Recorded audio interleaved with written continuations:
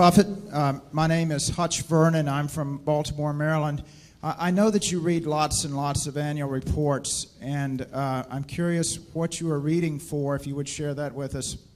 But I'm more curious, because I think I know what you're reading for, if there are any disclosures, any further disclosures that you would like to see companies make in their financial reporting, or that the SEC require in financial reporting or proxies or other communications with their shareholders. And that would be for both you and for Mr. Munger. Yeah, the main thing that they can't mandate in annual reports, I really like to have, I like to know as much as I can about the person that's running it and how they think about the business and what's really going on in the business. In other words, I would like to have a report that would be identical to what if I owned half of a company but was away for a year and I had a partner who owned the other half. When I came back, that he would tell me about what had taken place during the past year and what he foresaw coming up and all of that. That is what I think the purpose of the report is. Now, the SEC mandates a lot of information, and some of that is helpful, but there's an intent behind the report. I mean, if it's a sales document, I'm less interested. I don't see any way to mandate what I'm talking about, but that's the kind of report I'm looking for. What I'm trying to do as I read reports, I like to understand just generally what's going on in all kinds of businesses.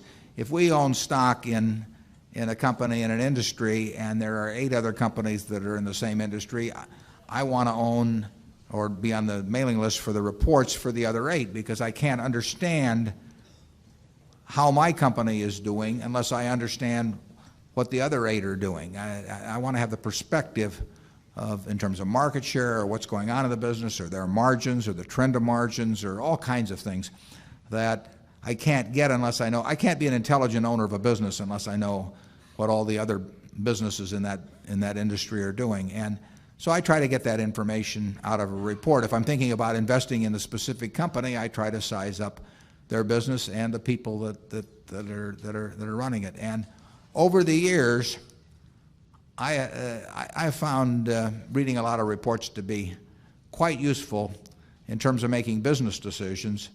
At Berkshire, if we own a whole of a business, I want to own shares in all of the competitors just to keep track of what's going on. And I want to be able to intelligently evaluate how our managers are doing that, and I can't do that unless I know the industry backdrop against which they're working.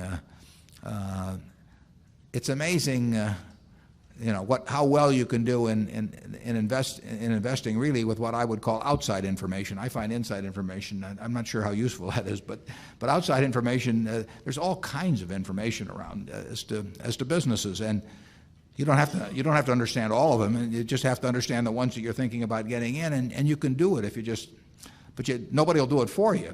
You can't read. In my view, you can't read Wall Street reports and get anything out of them. You have to do it yourself and get your arms around it.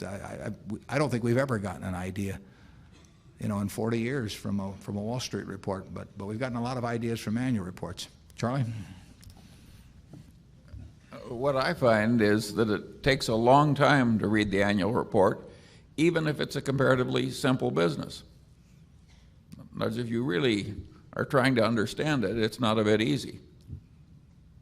Yeah, I would say that on average in a business we're really interested in, even though we know what to skip to some extent, what to read, I mean, it's going to be 45 minutes or an hour on a report, and if there are 6 or 8 companies in the industry, that's going to be 6 or 8 hours perhaps, and then there are quarterlies and a lot of other. I mean, the way you learn about businesses is by absorbing information about them, thinking it, deciding what counts and what doesn't count, relating one thing to another, and that's the job.